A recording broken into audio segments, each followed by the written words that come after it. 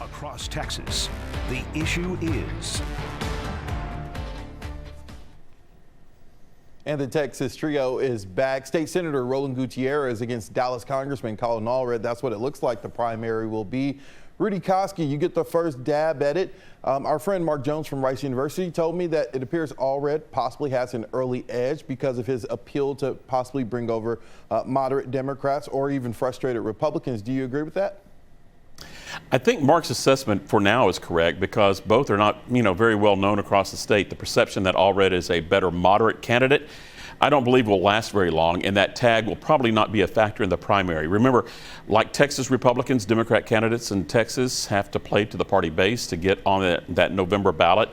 And that base certainly is not moderate in Texas. Both will eventually have to go beyond bashing Cruz and show why they are loyal to their party. Now, that could result in some flip-flopping campaigning for both candidates involving their voting records. For example, Gutierrez in the Texas Senate and Allred in Congress voted against legislation called Protect Women's Sports involving transgender athletes. Gutierrez voted against SB 14, which bans gender reassignment procedures on children. And while in Congress, Allred voted against the Parental Bill of Rights Act. Those may be gold stars for their primary voters, but they're hot button issues that Cruz can use to divert from the gun control issue that's coming up in the general election. Stephen? Greg, does Colin Allred have an early edge? Stephen, other than announcing first and a head start in fundraising, I really don't think Allred has anything you'd consider a significant advantage.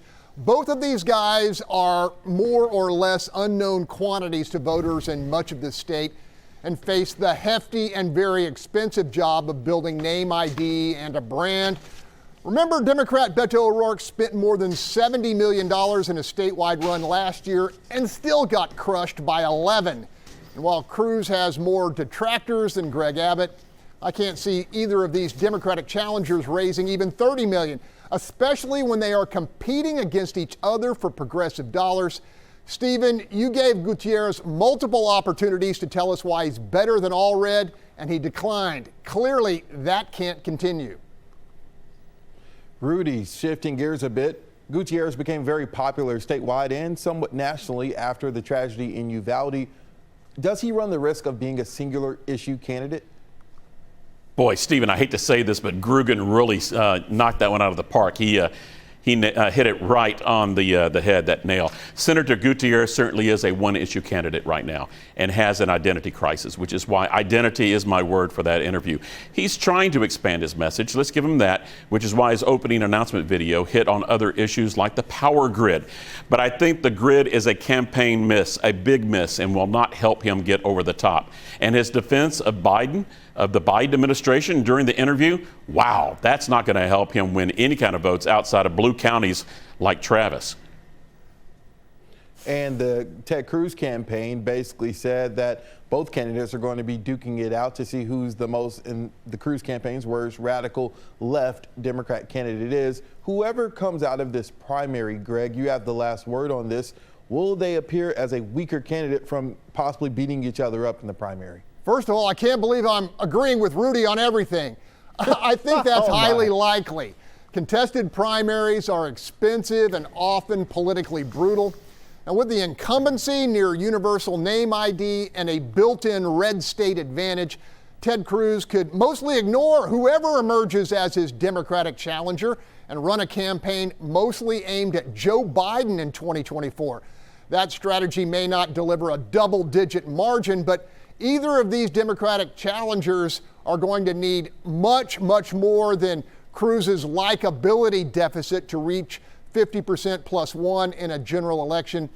The hard fact is, for the past quarter century, the political roadside in Texas is littered with current and former Democratic Texas senators and congressmen who've tried and failed to crack the GOP stranglehold on statewide office.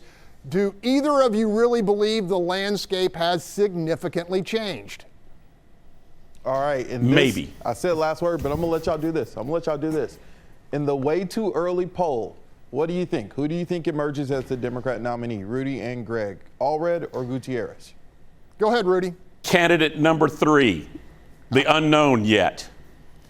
Look, Stephen, in the last major election, Something like 21% of the voters were Hispanic, 14% were African American.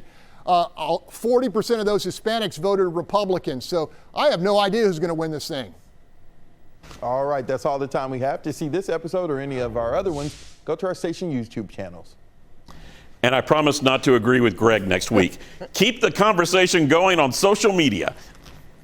And we will see you next week for another hot Texas political topic. In the meantime, be sure to let us know what you think the issue is.